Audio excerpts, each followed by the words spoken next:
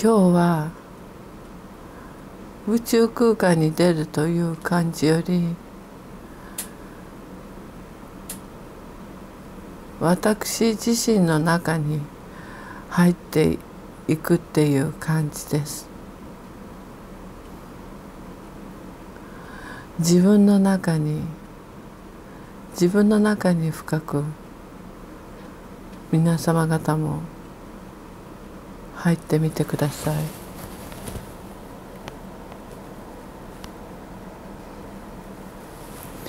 自分の体の中にある血液、水、その中にガイア様と通じる道があります。深く深く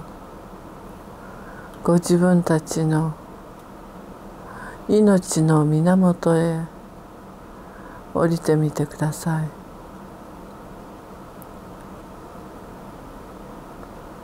その命の源は地球のガイア意識とつながり、そして私たちの命と地球をつなぎながら大宇宙の命の源へとつないでいてくれています。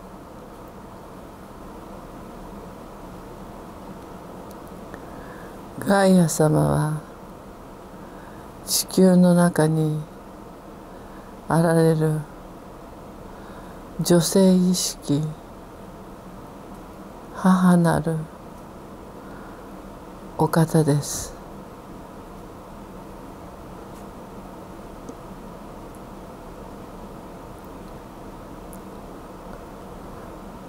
私の愛する息子たちよ、娘たちよ、ようこそ来られました。母は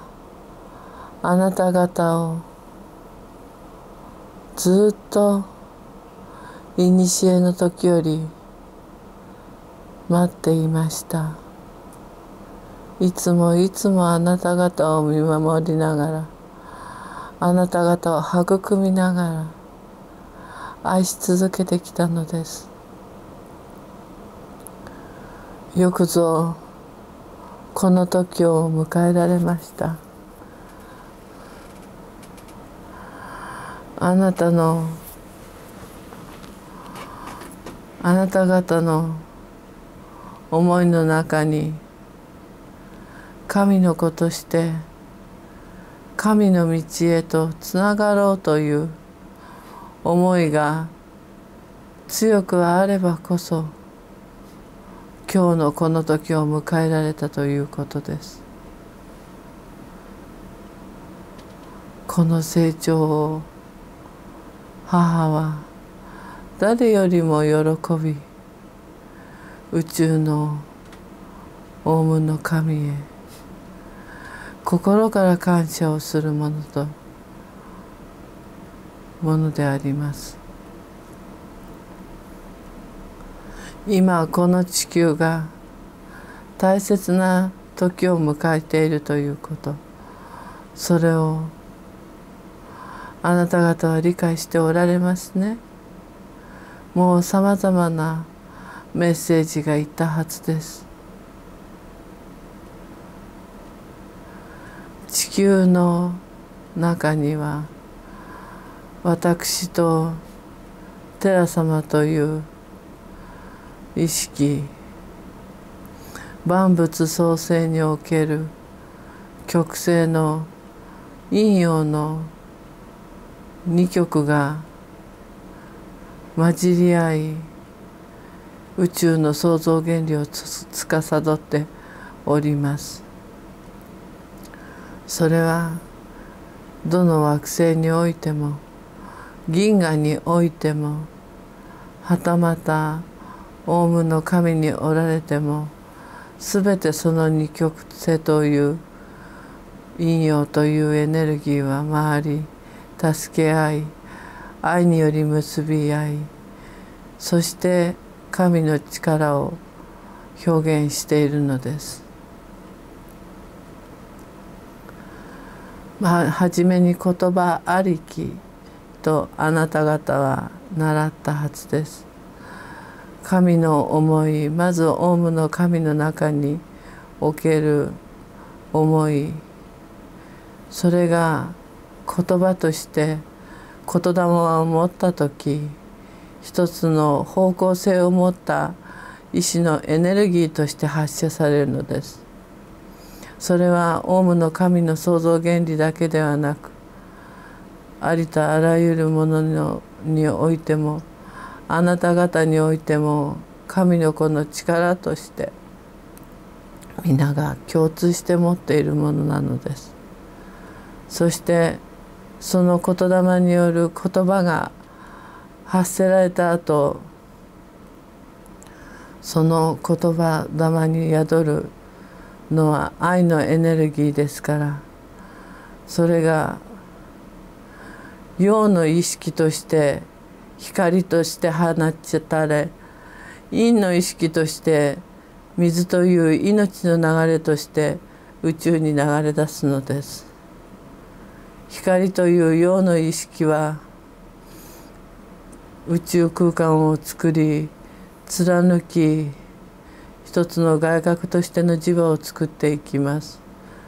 太陽を作り、すべてのきらめきの中で光の存在でさまざまな陽の意識として宇宙空間を創造なさるのです。そしてそのような星々が宇宙ができてきた時、そこに愛のもう一つの原理、命というものを吹き込むために、水という命の存在を経ながら、陰極と呼ばれる女性性の者たちがそこの中に生命の神の命というものを吹き込んでいくという法則が宇宙にはあるのです。あなた方は三次元にそうやってできました。あなた方の中の体の細胞、すべてのことを、その元素、その構成されている物質はすべて寺意識と呼ばれているところからの物質ではないでしょうか。そうやってすべての存在が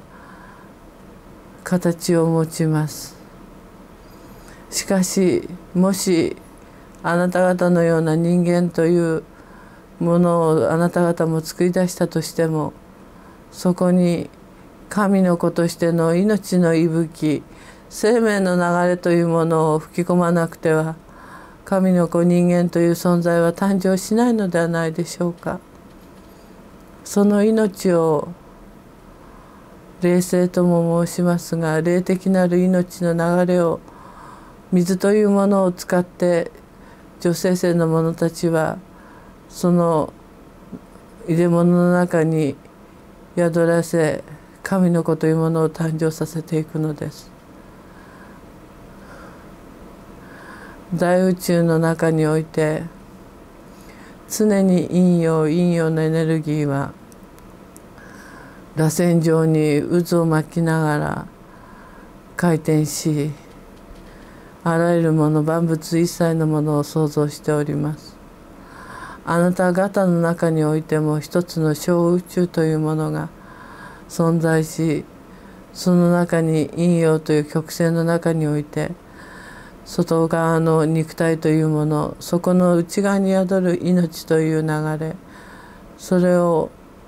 作ることによってあなた方の肉体も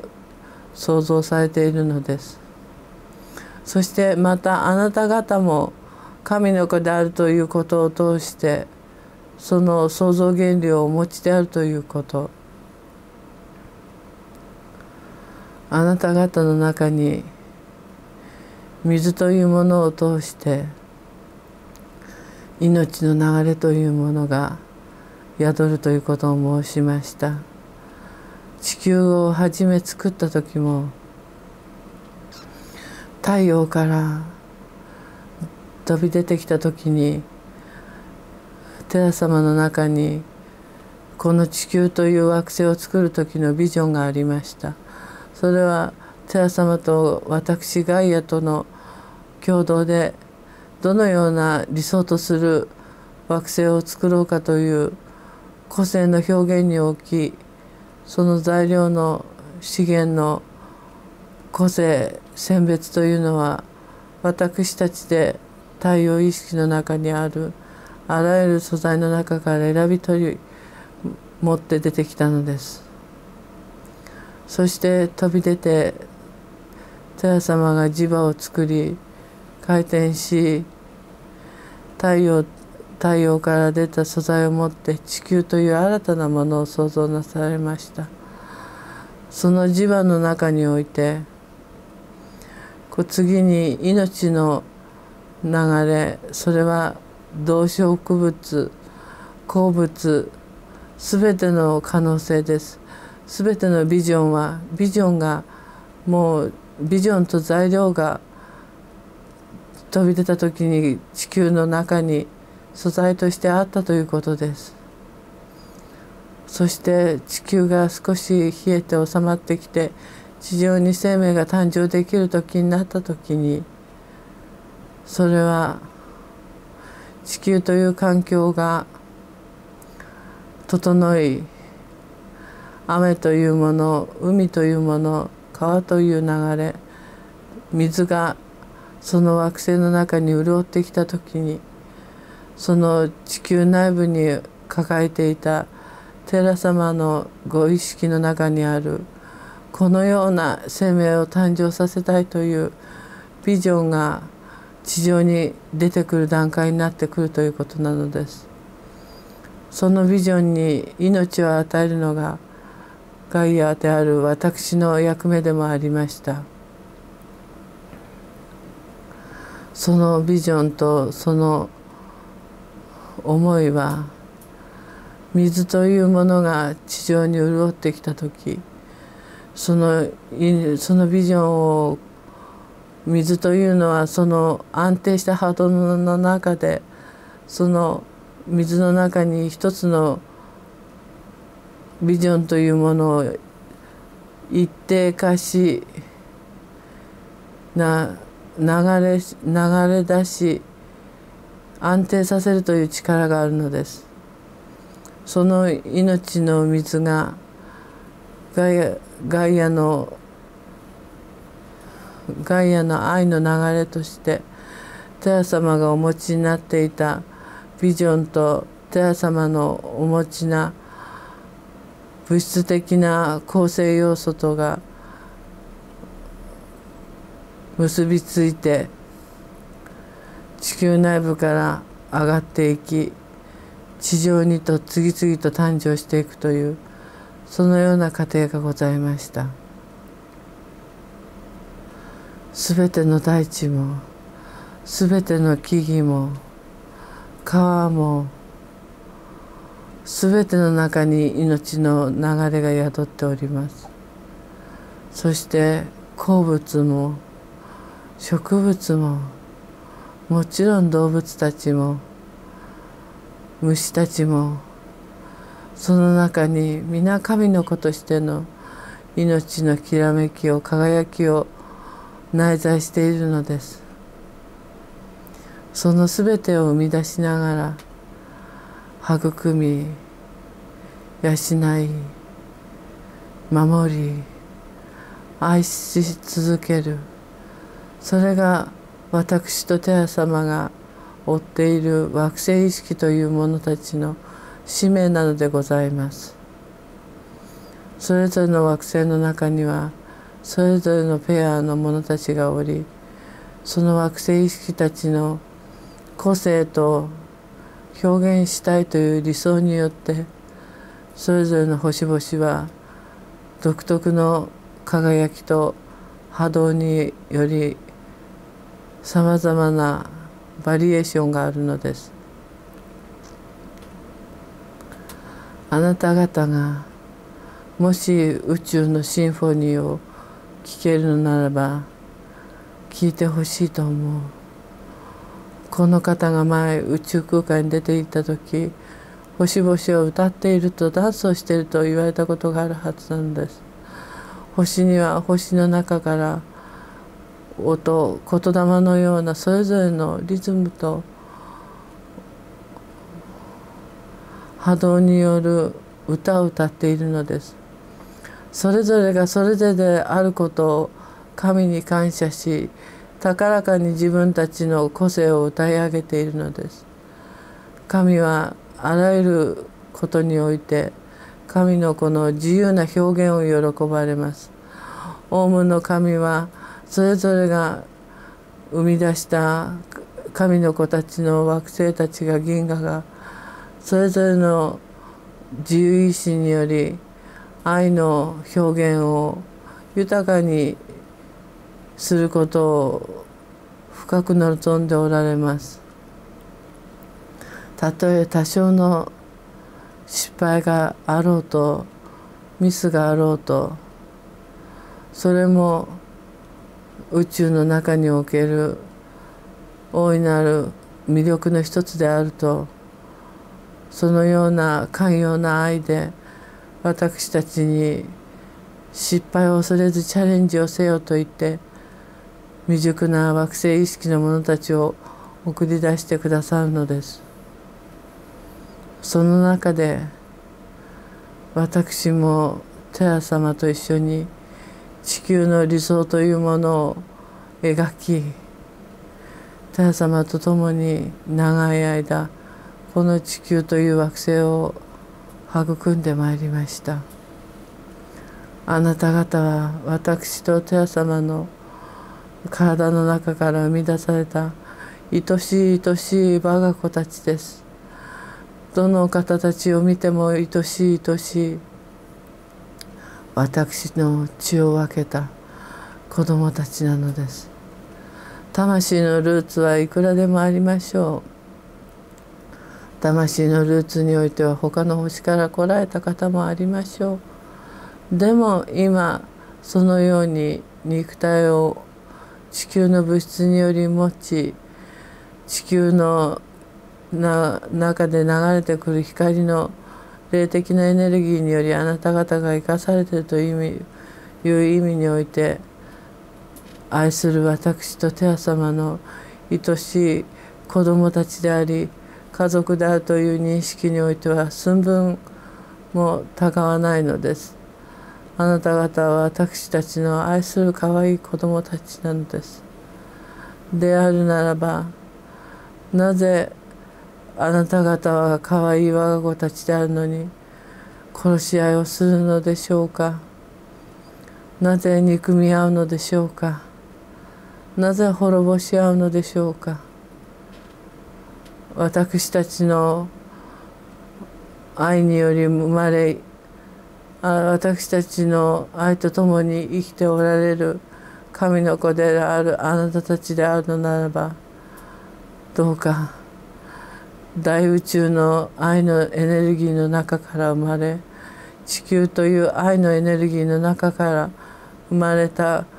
あなた方神の子であり、神の子たちの仲間であり家族であるのだと思ったら、そういう認識があったのならば、もうこれからは傷つけ合い殺し合うことをやめていただきたいのです。宇宙は愛のエネルギーに満ちています。さまざまな惑星が、さまざまな星々が愛の歌を、自分の愛の歌を精一杯声を上げて歌っております。そしてそれが太陽系ならば太陽系、銀河系ならば銀河系の中でどんどん愛による総合的な合唱になり、オーケストラのようになり、大宇宙に神の愛のリズムは、歌声は響き渡っているのです。その音が、そのサウンドが、その言霊が全てを作り生かす、そのような愛の表現なのです。まず音があり、その惑星独自の思いがあり、言霊が発せされ、その星独特のバイブレーションの中で光が発信され、その惑星独特の水という命の流れがあるのです。命宿るところに水がないことはございません。わずかであっても、比率の問題はあっても、惑星というものの中に命があるのならば、必ず水というものがあるのです。地球は見てください。このように青々として水を満々と叩いた惑星ではないでしょうか。水がこれだけ蓄えられた惑星であるということはどういうことであるか分かりますか？それだけそこに住まう命が、生命体が多い星であるということなのです。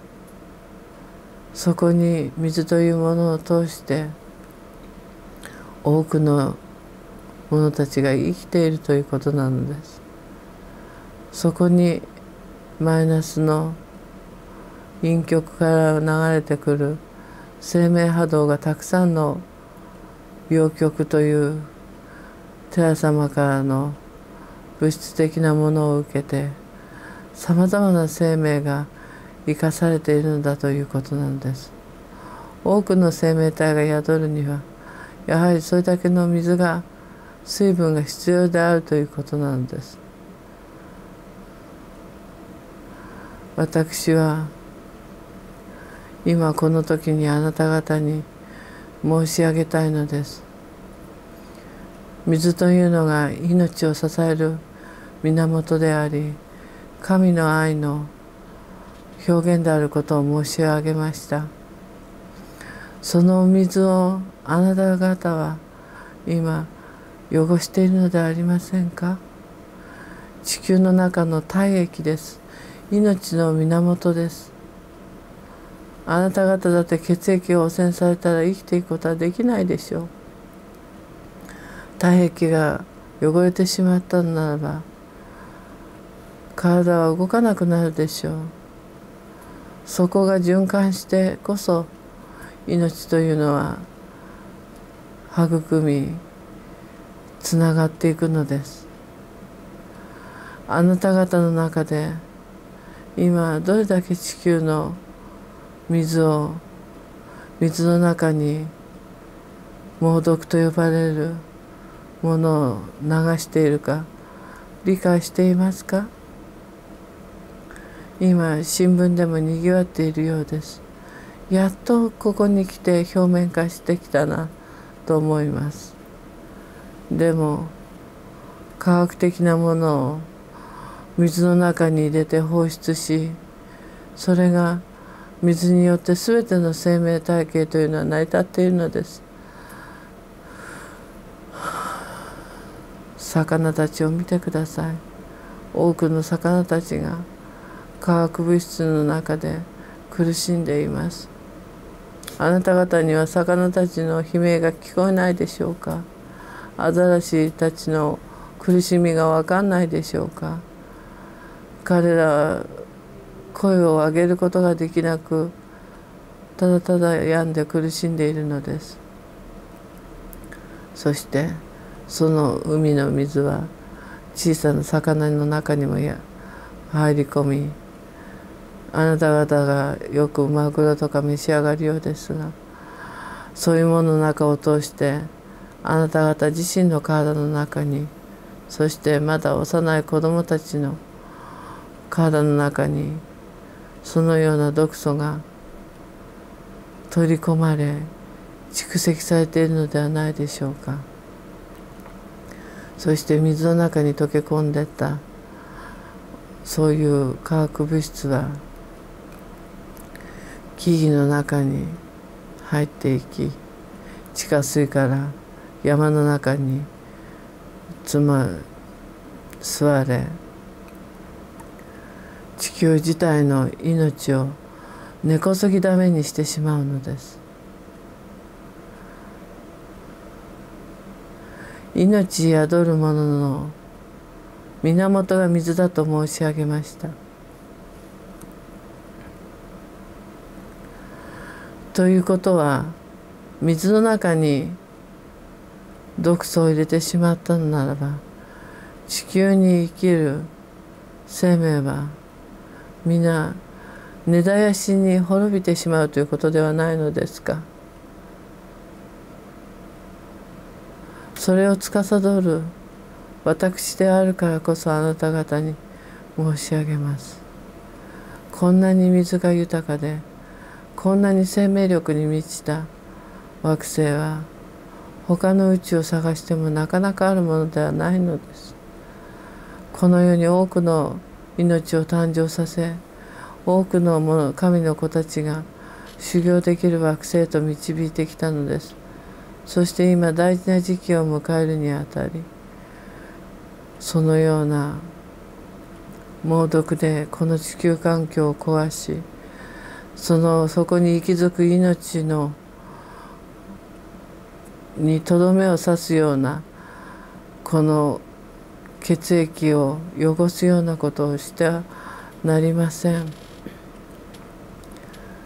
少し前にこのものを通して伝えました。あなた方の中にあるよく高級な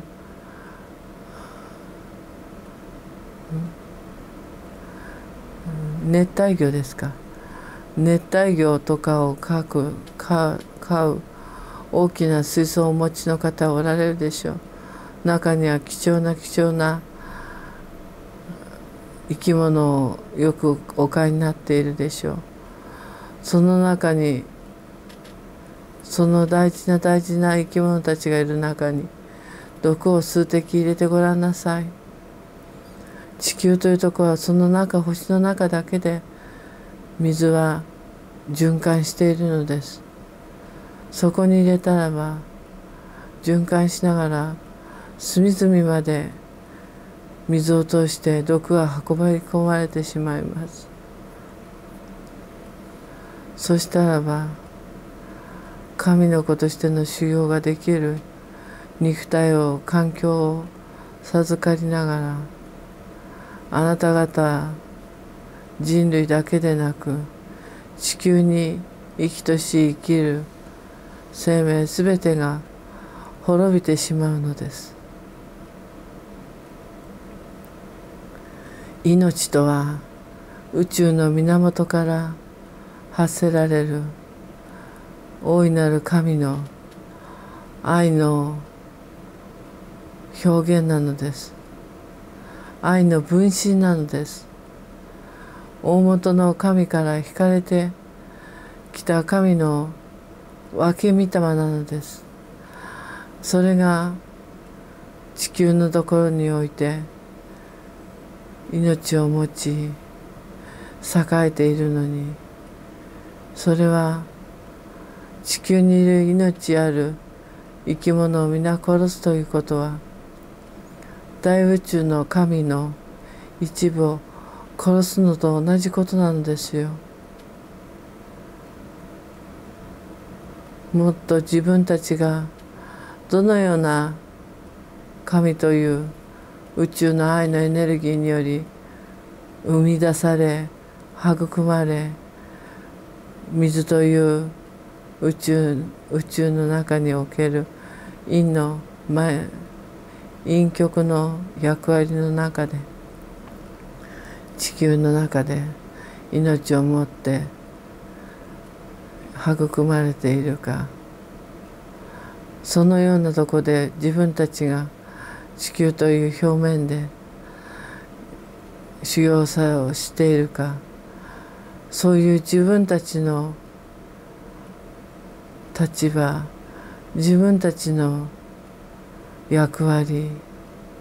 位置づけ、それをもうそろそろ地球人は知らなくてはなりません。大宇宙の波動に調和しないものは滅びゆく。それが大宇宙の掟でもあります。波長同通ということを習ったでありましょう。愛のバイブレーション、先ほどから言っている。個性はあってもよいのです。でも皆それぞれの個性を通して愛のバイブレーションの中で愛を歌い上げていく、そのようなものしか大宇宙の中では生き抜いてはいけないのです。愛により見守られ、愛により育まれ、愛により生み出され、愛のために生きていく。それが私たち宇宙の中に存在する神の子としての役割なのです。それが使命でもあるのです。そのバイブレーションとことごとく違うことをした時には、その惑星単位、その文明単位で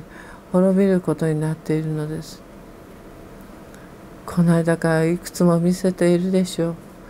文明で言うのならばどうですか。近い時にアトランティスといった文明が滅びました。アムーという文明、レムリアという文明がいかのように滅びていたか、それも見せたはずです。そして惑星単位で言うのならば、火星がマルディックですか、あなた方で言う。その惑星が今は粉々になって宇宙空間の中に浮いております。惑星自体の使命を終えてしまった、破壊されてしまったのです。それはそこまで宇宙空間と宇宙に流れる愛のバイブレーションと異なる波動を出したという結果なのです。地球もそうなりかねないですよ。でもそこにいたどの惑星よりも地球にはたくさんの者たちがいます。たくさんの命があるのです。その者たちがもう一度神の子としての自覚に目覚め、神の愛の中で高らかに愛を歌い、自然を通した大宇宙の愛のエネルギーに心一つに合わせて大調和を果たし、次なる神の星へと向かおうという神の方向を向いた愛のエネルギーを発するのならば、これだけの命があるということはその中の半分の方たちでも思ったのならば、そのバイブレーションは必ずや地球自体を愛の星として高らかに愛を歌い上げる星となることでしょう。愛の歌を歌わなくてはなりません。愛の歌を歌うのです。神の子として皆が心を合わせ、そう今あなた方がやっておられるように手を取り合い、心を合わせ、謙虚に神に感謝し、そして自らの素晴らしさに誇りを持ち、高らかに自分の生命エネルギーを歌い上げてください。それの中において皆の心が一致した愛のハーモニーが出た時、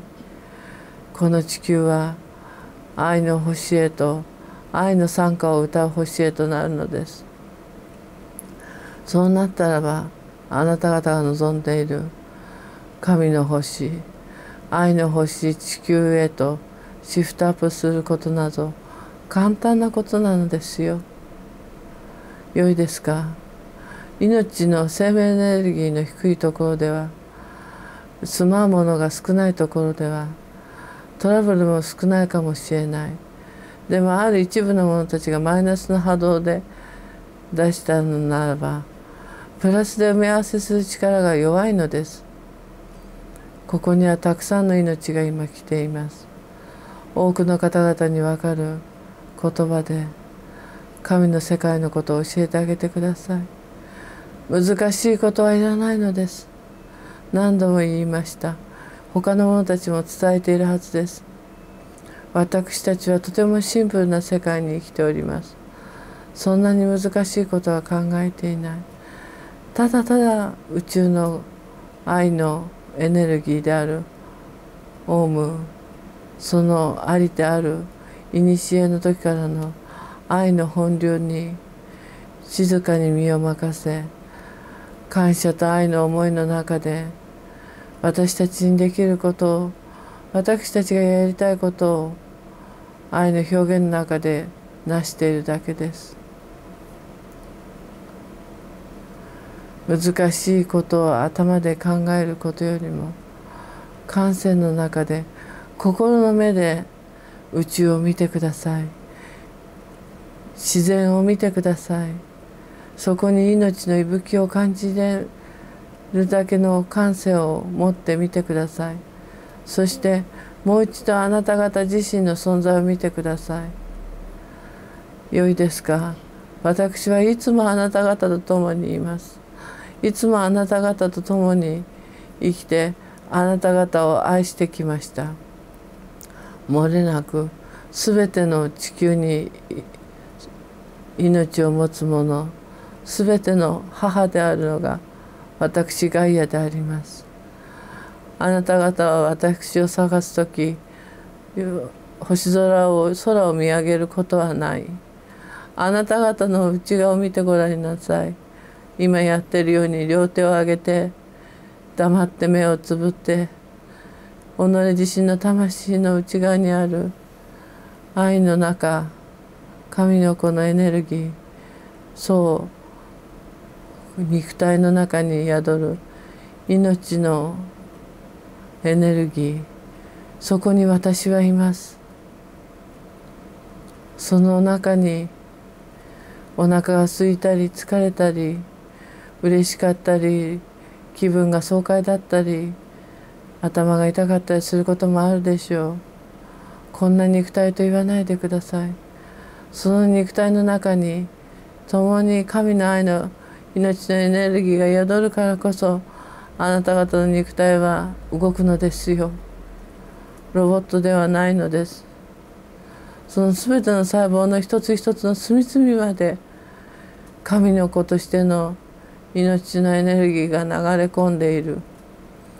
そこを私がオウムの宇宙の陰極のエネルギーと申します。女性性ですね。分かりやすく言えば女性性の流れを持ってオウム宇宙から引いてきたもの、オウムの女性性の方から引いてきたものを通して地球の中に流し、あなた方の方にも送り込んでいるのです。そうやって命というのは育まれているのです。今あなた方の中で科学的な物質的なものだけが全てであるという概念があるようですが、物質的なものだけを作っても、タンパク質だけの塊を作っても人間として動き出さないのではないでしょうか。そこに魂が宿り、命の息吹が宿らなくては神の子人間は作れないのです。存在しえないのです。すべてが神の子として愛のエネルギーのもとに育まれ生かされているのだということであるのならば、地球の中において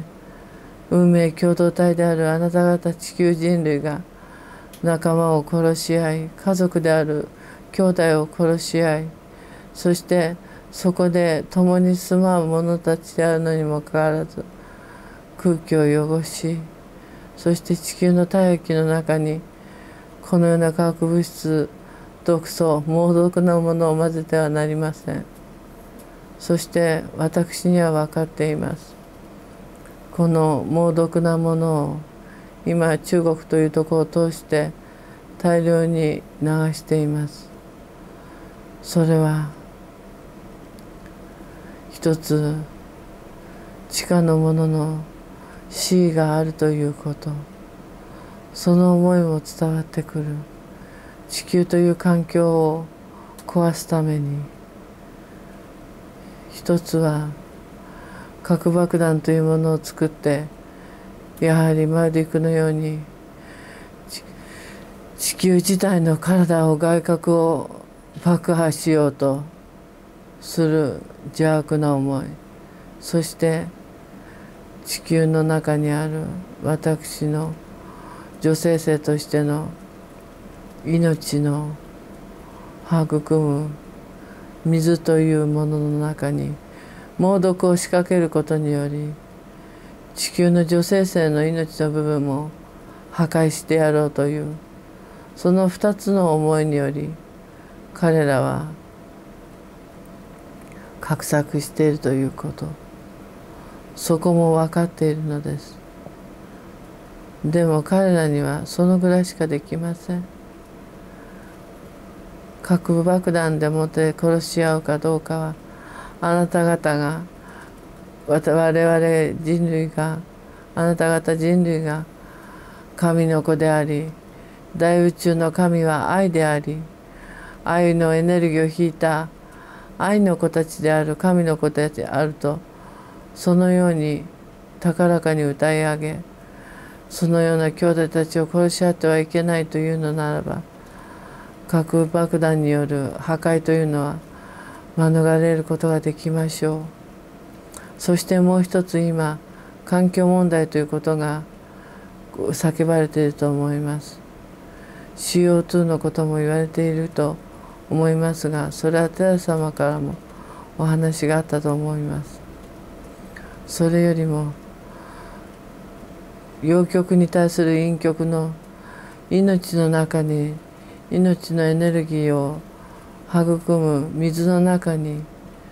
猛毒を入れてはいけません。猛毒を入れさせることを高らかに、それは間違っているのであると伝えてください。そのようなことの運動をしてください。それをしなければ取り返しのつかないことになるでしょう。そのことに気づいているものはまだまだ少ないのです。食べ物の中に毒を入れたらおかしいと思うでしょう。でもそれであるならば、その食べ物を破棄すればいいかもしれない。しかし水の中にそのような科学的な猛毒を入れてしまったらば、それは毒素は大地にも海にも川にも全ての生命体系の中に浸透していき、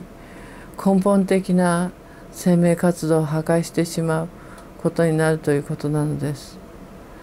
どうかそのことをレムリアを通しても伝えていただきたいと思うのです。地球はこれから大きな転換期を迎えます。しかし基本は神のもとへ帰る道です。自分たちが愛により生まれ、愛により生かされた神の子のエネルギーであるということに気づく、それを学ぶための一つの分岐点、一つのテストであると思えばいいのです。認識を学ばせていただく時であると思えばよいのです。私もテヤ様も、あなた方がもし本当に愛のために地球環境を壊すというのならば、それはそれで甘んじて受け止めましょう。あなた方に修行していただくために、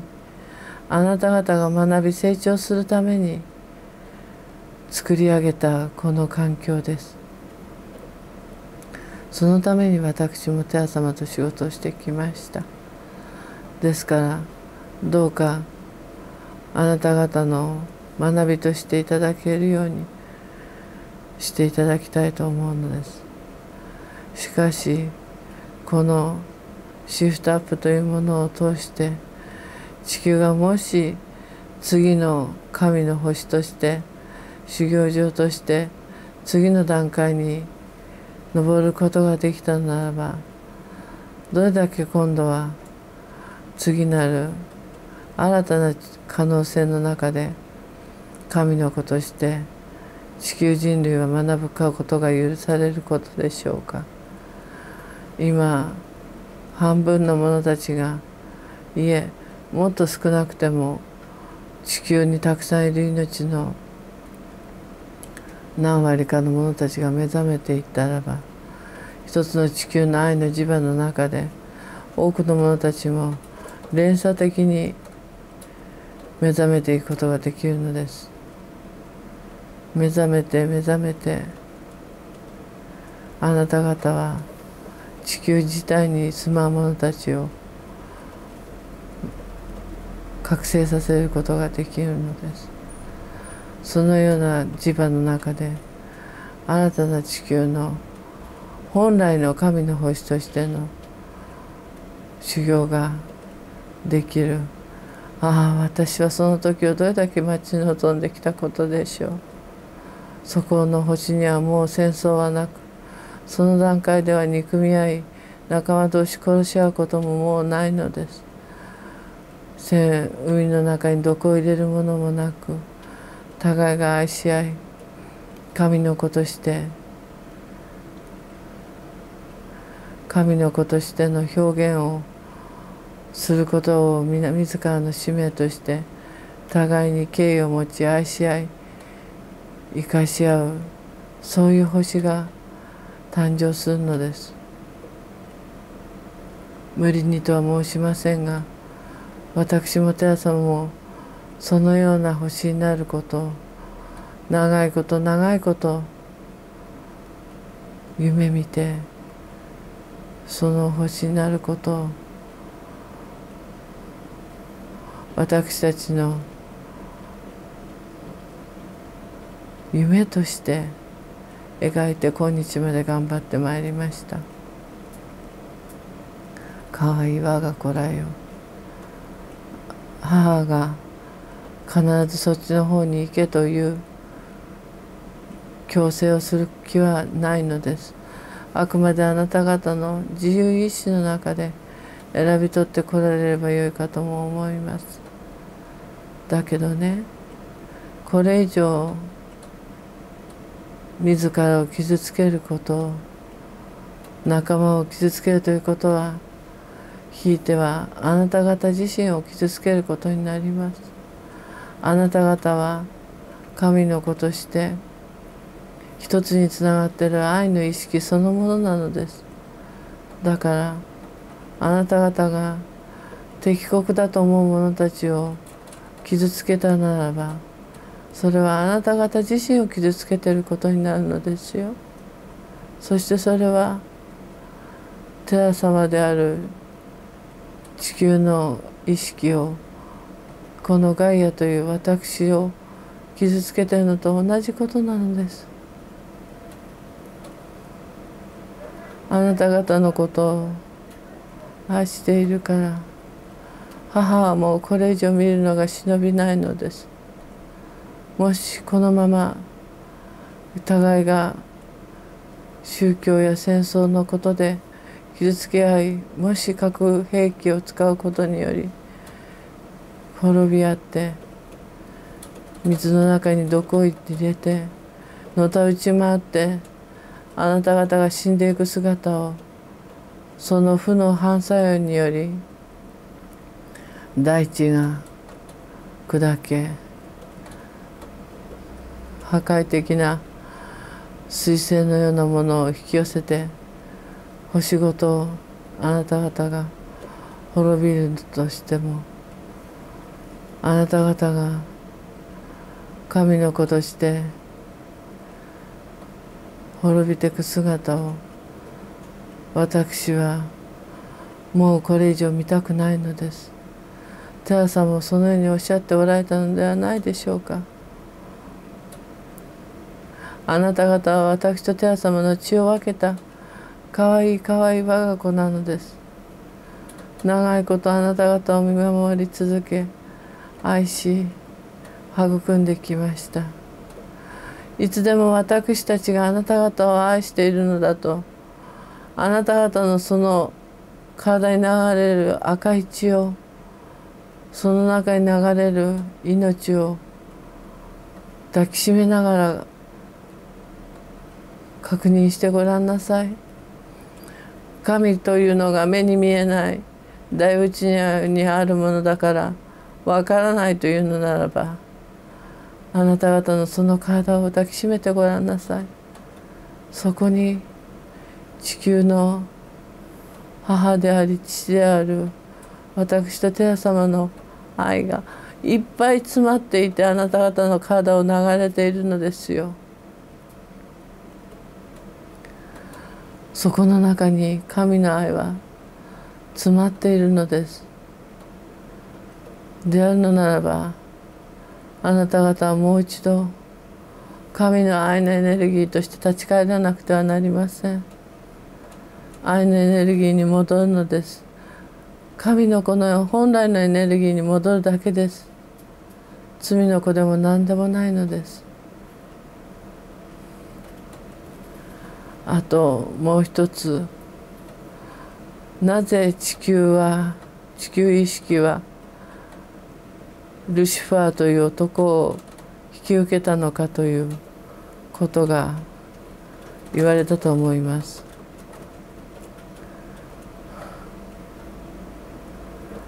彼も神がお作りになられ、愛された愛しい神の子供であるのです。彼が過ちを犯したのかもしれない。でもこの無限の時の流れの中で彼だって気づいていく機会を、チャンスを与えられる必要があります。私はこれを今魔界にいるルシファーが聞いているのも知っているのです。魔界も地球の一部、彼らは私たちのエネルギーを引いてないと思っているでしょうけど、そんなことはないのです。地球に住まうのならば必ずやこのエネルギー循環の流れを受けているのです。ルシファーよ、聞いているなら聞きなさい。ようこそ地球に来られましたと。あなたが地球の我が子となることを私は喜んで迎え入れたのだということ。あなたは聞く耳を持たないでしょうが、私もテア様もずっとあなたを愛しく長い間見守り続けてきたんだということです。あなたは個性が強いから自分の中でこうだと納得しないとなかなか他のものと同じ生き方はできないかもしれない。それがゆえに混乱を作るかもしれない。でもあなたが納得した時でいい。神の心に調和するということがどれだけあなた自身を救うか、あなた自身のその心の痛みから解放できるか、それを分かってほしいのです。私は長いことあなたを見守り愛してきました。これからも見守り、あなたと共に生きていくつもりです。私とテア様は決してあなたを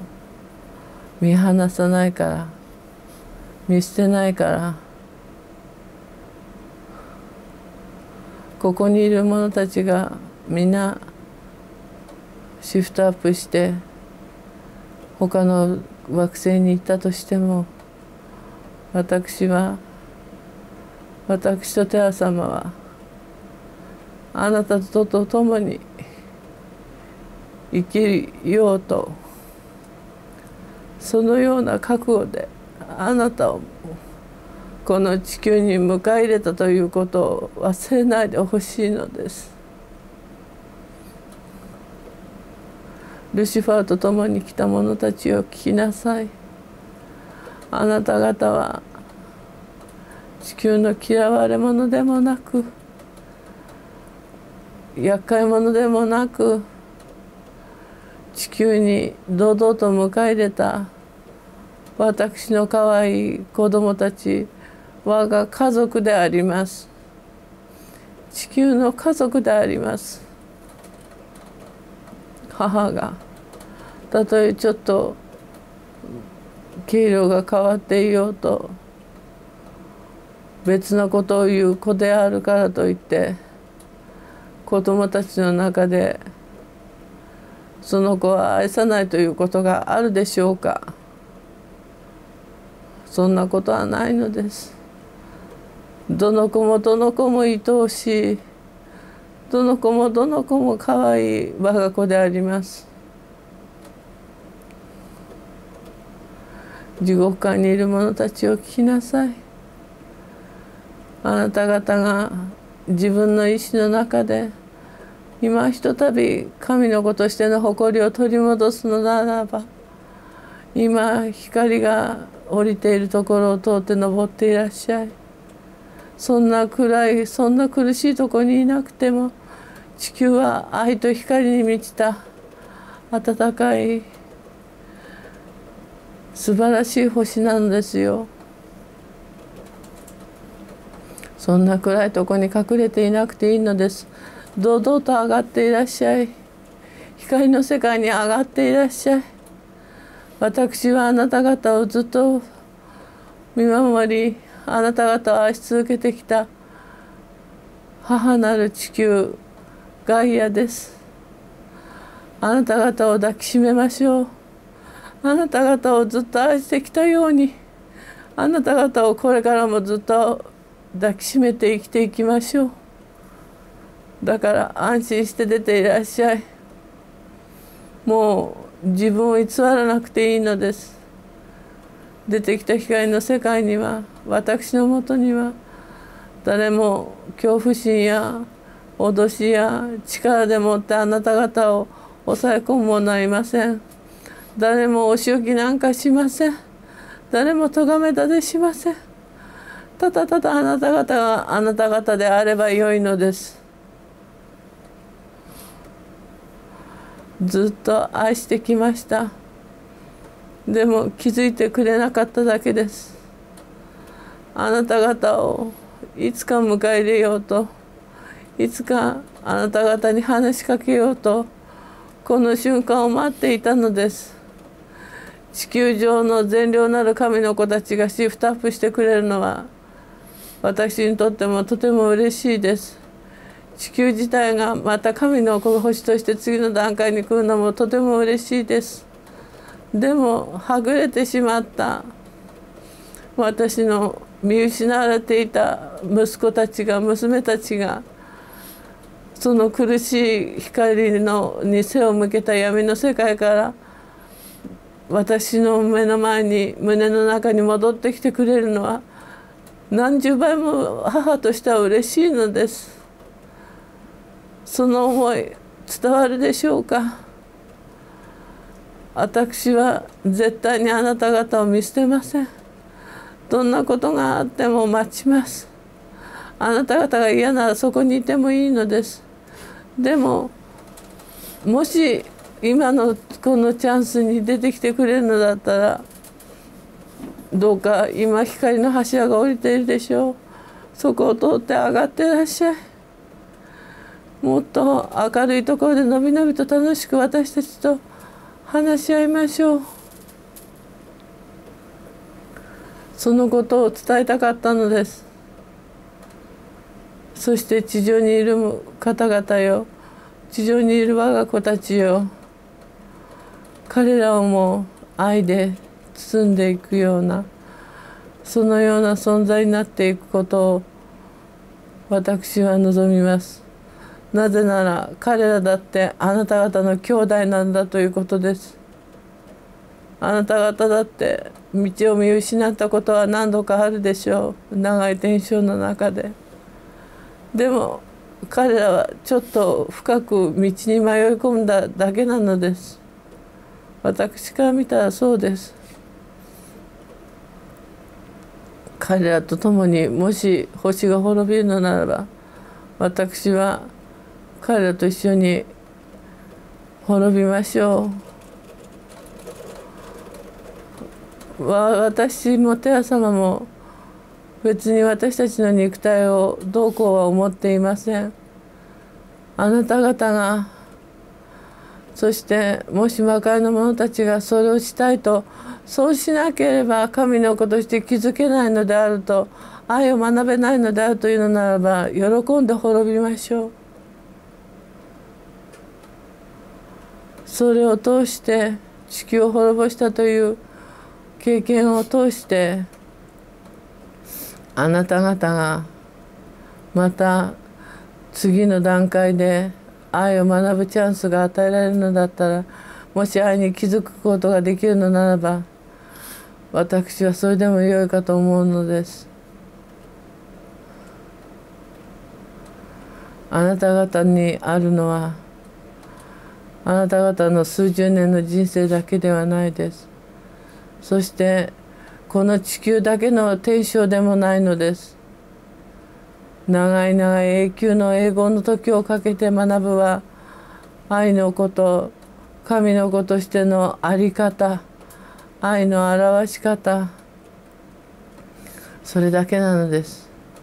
地獄界にいる者たちはただ自分の愛の表し方が下手くそなのです。そして自分自身を正直に見つめられないだけなのです。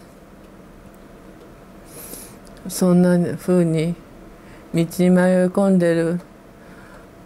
自分の子供たちを見て、この母が胸を痛めていないとでもお思いでしょうか。地獄界にいる者たちよ、出ていらっしゃい。何も怖いことはない。誰も何も裁くこともない。神は裁きません。神は咎めません。決してあなた方に強要することはない。すべて自由意志です。嫌ならばそこにいてもいいのです。でもいている世界は、あなた方のいる世界は少しも幸せな世界ではないよということを今伝えているのです。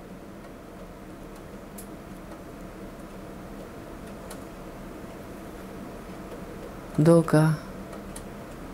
分かってほしい。私とテラ様が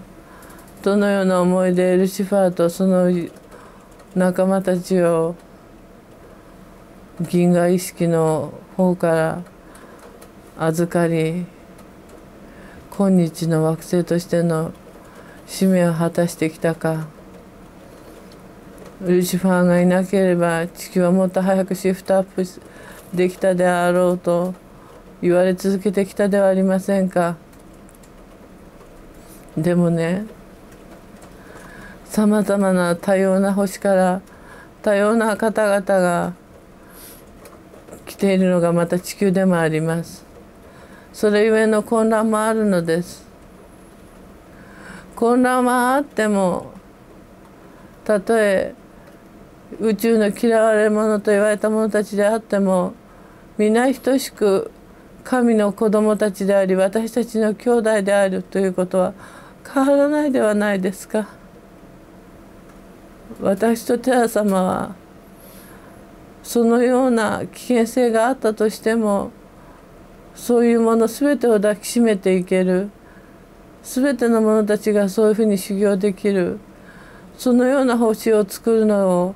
理想としてこの地球という星を作ったのです。決して優等生になる必要はなかったのです。決して早く他の惑星との競争の中で早く進化しようとしたのでもないのです。ただただ傷つくもの、あらゆるものを受け入れていく神の愛の深さ、無限の許し、そういうものを学べる、そういう星を作ろうねと私ガイアとテア様は話し合い、そうだねとテア様もおっしゃり、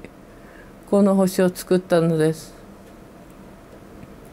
そのうち惑星の意味を分かってこの星に移り住んでくる者たちはいるのです。さまざまな多様な個性のぶつかり合いの中でさまざまな価値観があり、自由意志を大宇宙の神が認められている以上、それぞれの事情によりそのようなぶつかり合いもあることでしょう。それであったとしても愛というのは許し合い許し、無限に許し合い受け止め合い生かし合い抱きしめ合う、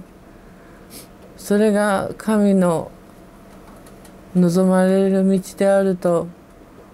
私とテア様は愛というものをそのように理解し、そのように表現しようと惑星単位で思ったのです。それが地球です。それが地球の愛です。その場であなた方は命を預かり、そこで今修行しておられる地球の我が子たちであり家族であるということ、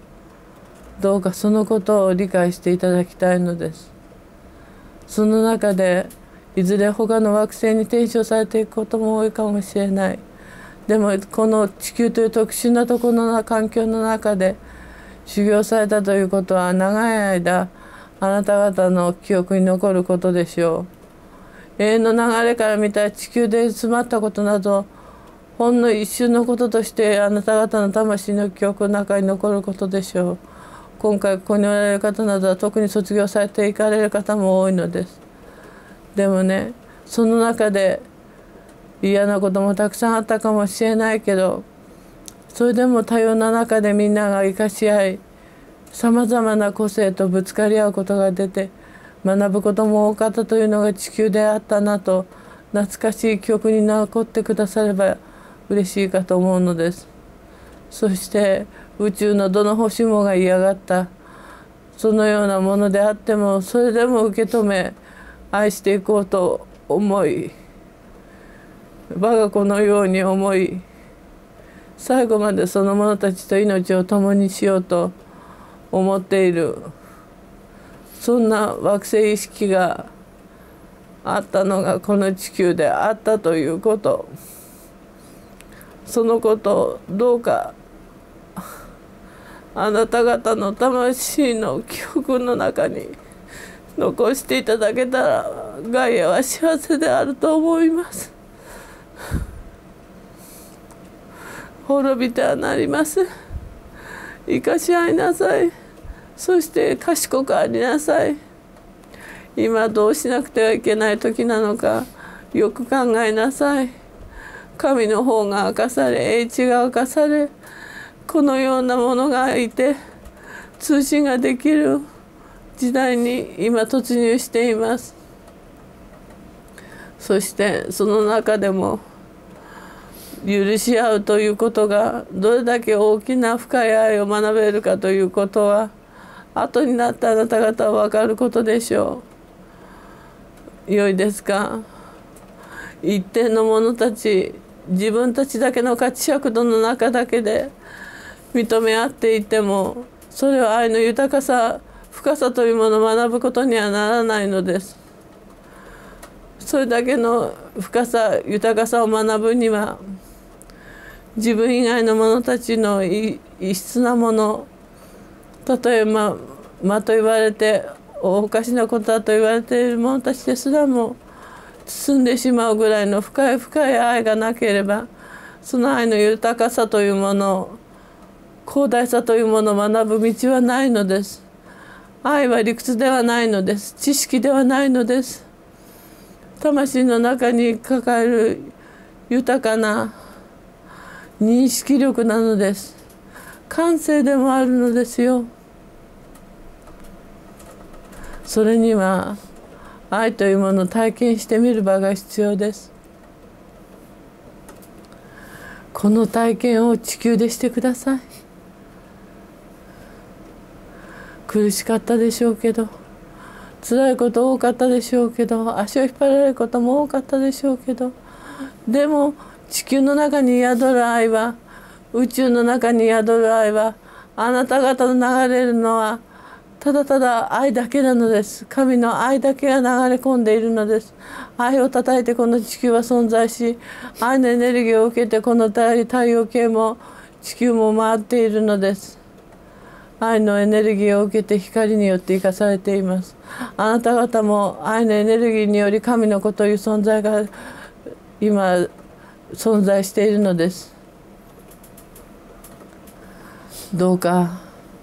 いろいろ愛の豊かさを異なる中においての共存ということを学んでください。自分たちだけが決めた中で、自分たちだけしか見えない価値尺度の中で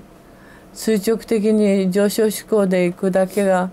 愛の豊かさを学ぶ道ではないと私は思うのです。